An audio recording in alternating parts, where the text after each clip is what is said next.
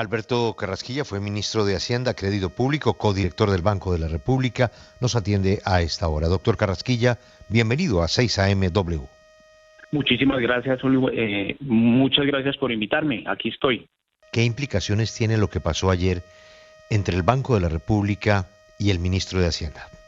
Pues tiene una dimensión jurídica que yo me atrevería a decir que es bastante delicado, porque se trata de una ruptura unilateral de relaciones que están constitucionalmente definidas. Entonces yo creo que ahí hay una arista, digamos, de jurídica muy profunda de si eso se puede hacer o no, cuáles son las implicaciones, y tiene una arista económica, y es un poco el debilitamiento de una relación institucional de mucho tiempo atrás, que había sido sólida y que le había dado mucho respaldo a la estabilidad macroeconómica de este país. Esas son las dos aristas que yo le veo, y ambas son delicadas. Claro, y desde el arista jurídico pues está por verse a ver si el ministro va a poder romper quórum y frenar todas las decisiones que se irán a tomar si no asiste. Pero desde la parte económica pues sí se ha lanzado un fuerte pronunciamiento por parte del ministro de Hacienda, y es que él asegura que el Banco de la República tiene unos intereses particulares a favor de los bancos, que ellos se benefician de esto. ¿Usted considera que esto es así? Completamente falso. A los que menos les conviene un ambiente de altas tasas de intereses a los bancos, y usted puede mirar las cifras a ver cómo les va cuando hay generalmente las tasas de interés altas reflejan expectativas negativas respecto a la inflación, respecto del futuro económico, y eso no le conviene a nadie. La desaceleración económica perjudica a los bancos enormemente. Los bancos no se benefician de que haya estancamiento económico, ni mucho menos. Eso me parece no solo equivocado, sino casi ridículo. Y otra de las aristas que usted menciona, además de la económica, pues volviendo al tema jurídico, es si podrá o no podrá sesionar la Junta Directiva del Banco de la República ante la ausencia del ministro de Hacienda, porque esto es, digamos que, un tema de carácter incluso constitucional. En su concepto, ¿esto va a terminar torpedeando la posibilidad de que sesione la Junta? Pues yo creo que es imposible que el ministro pueda unilateralmente violentar una de sus obligaciones. Digamos que una de sus obligaciones importantes es presidir la Junta del Banco de la República. Está definido constitucionalmente que él la preside. Eso se cita mensualmente para las discusiones, y yo creo que él no tiene las atribuciones para que, si no le da la gana ir, no ir, o que si tiene un desacuerdo entonces simplemente no asiste. Yo creo que eso legalmente de aquí a la siguiente reunión en un mes se habrá aclarado, pero yo creo que es absolutamente ilegal tomar la decisión de no asistir a la Junta.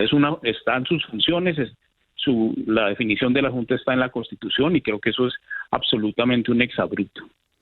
Exministro, ya se abrió también otro debate, si este no será el momento, aprovechando esta coyuntura, para sacar, vía un cambio constitucional, al Ministerio de Hacienda del asiento del Banco de la República. Entiendo que muy pocos bancos centrales del mundo incluyen al ministro de Hacienda, que es el único que tiene jefe, que es el presidente de la República.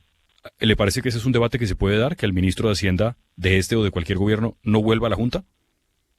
Pues mire, eso lo llevaría uno a una discusión constitucional y un tema de reforma constitucional. A mí me parece que el banco desde la Constitución del 91 ha funcionado muy bien, y como dicen los relojeros, si el reloj no está dañado, ¿para qué ponerse a arreglarlo? Yo creo que las cosas han funcionado bien.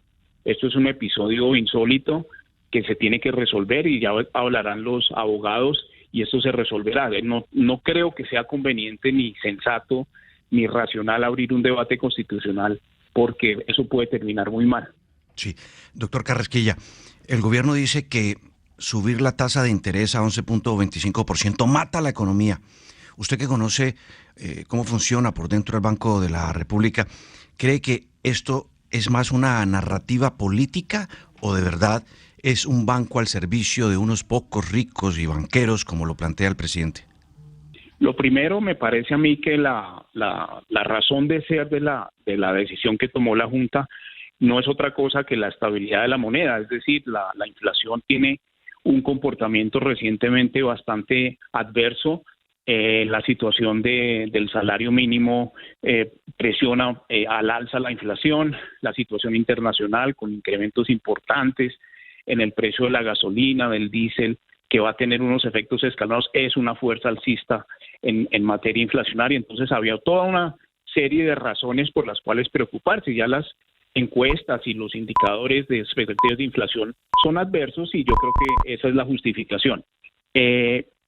Y meterle politiquería al asunto me parece innecesario y me parece un elemento distractor. Yo creo que los argumentos a favor de subir la tasa son muy fuertes. Podrá haber discrepancias dentro de ciertos rangos, pero me parecen muy fuertes los argumentos y muy sólidos el sustento de esa alza de la tasa de interés, tanto la de enero como la de ayer.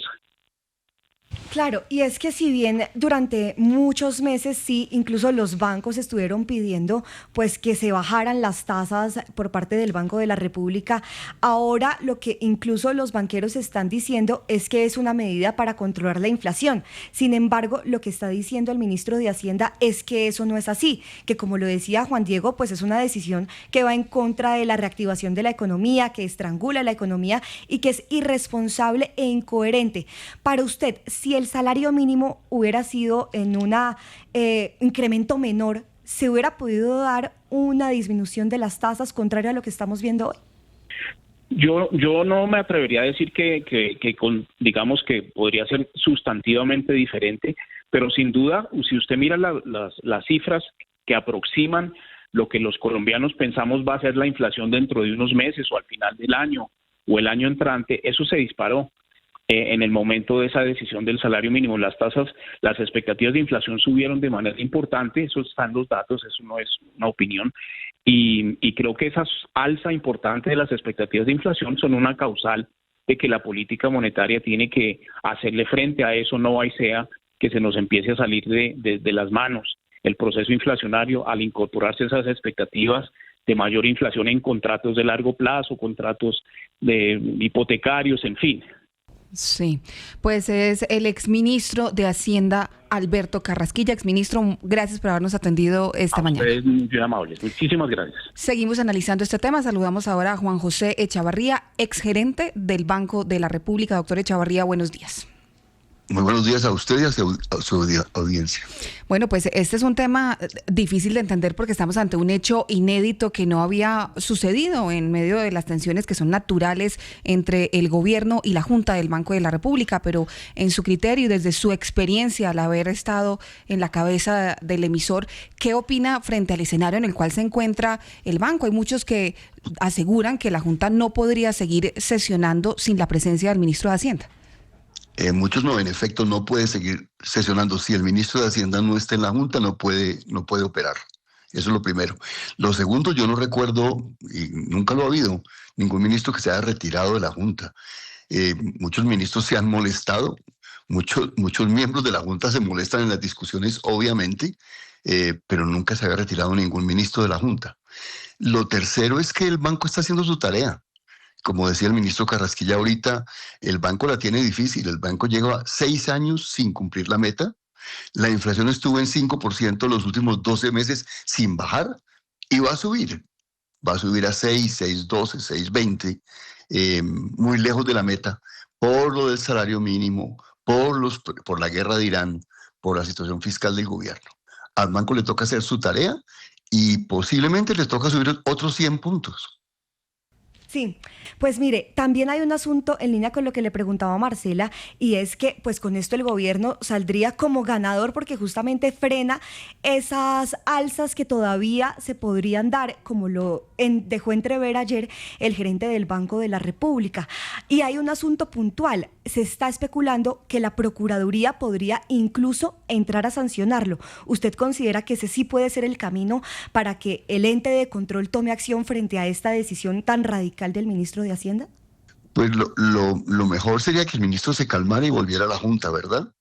Pero si el ministro no vuelve a la Junta, por supuesto la Procuraduría puede sancionarlo. Espero que eso no pase. Espero que todo el mundo se calme, vuelva el ministro a la Junta y vote. Él tiene un voto dentro de 7. Hay unos miembros del gobierno y miembros que han nombrado otros gobiernos. La Junta está bien diseñada. cada gobierno puede nombrar dos codirectores y retirar 2 codirectores. Y hay discusiones técnicas importantes. El Banco de la República tiene el mejor grupo técnico de América Latina, un grupo excelente de economistas que proveen documentos de discusión a los miembros de la Junta, al gerente, al ministro. Pues yo creo que lo mejor sería que todo el mundo se calme y siga la discusión. Y repito, el banco está haciendo su tarea.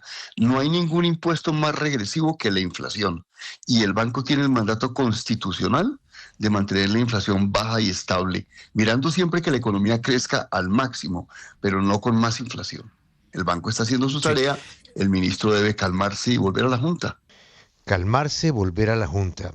Mire, yo quiero aprovechar que está usted aquí con nosotros para hablar de un tema que a veces se pierde por estar discutiendo quién está en el centro, quién no está en el centro, quién es de centro derecha, de centro izquierda, de derecha. Y aquí hay un tema de fondo.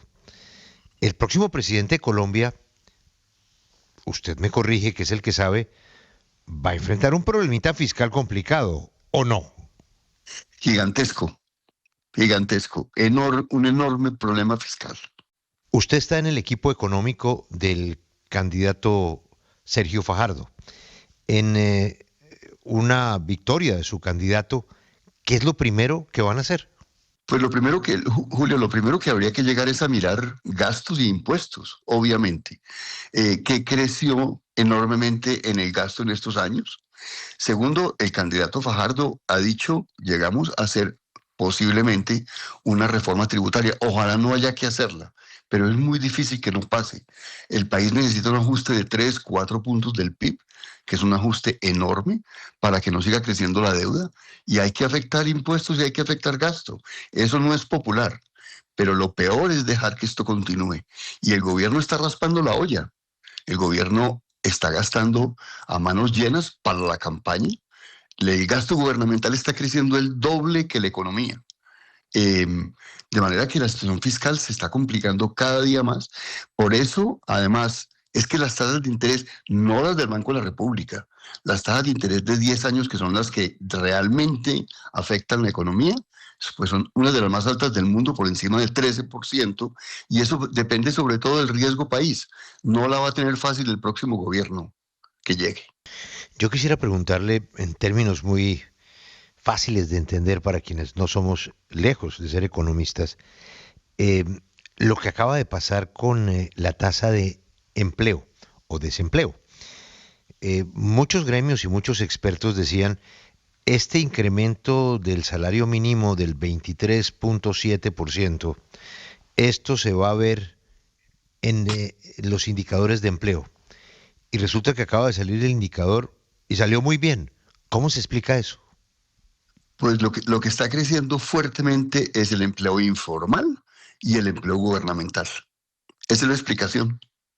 Es decir, que por cuenta, entre otras, de lo que usted dijo en su anterior respuesta, de contratos y más contratos, naturalmente en época electoral, se están generando empleos. Se están generando empleos que no le sirven mucho al país para nada y que están enredando más la situación fiscal.